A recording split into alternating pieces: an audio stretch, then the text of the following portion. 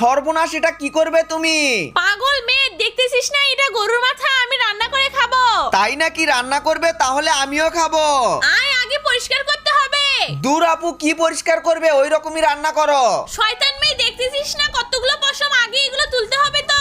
বাপরে, আমি পারবো না, আগে পালিয়ে যাই। মিতু পালিয়ে গেল তো কি হয়েছে? আমি আগে গরুর চুলগুলোকে ভালোভাবে শ্যাম্পু করে দেই, তারপরে ব্রাশ করিয়ে দিতে হবে। এবারে শুধু গরম পানিতে টেনে টেনে চুলগুলো তুলে ফেলবো। বাপরে বাপ, এত কাজ কি আমি একাই করতে পারি? এই শয়তান মিতুটা যে কোথায় পালিয়ে গেল? খাওয়ার সময় তো এসে ঠিকই হাজির হয়ে যাবে। এই বড় কড়াইটাতে পানি ঢেলে নেই, একেবারে পুরো মাথার মাংসটাকে রান্না করে ফেলবো।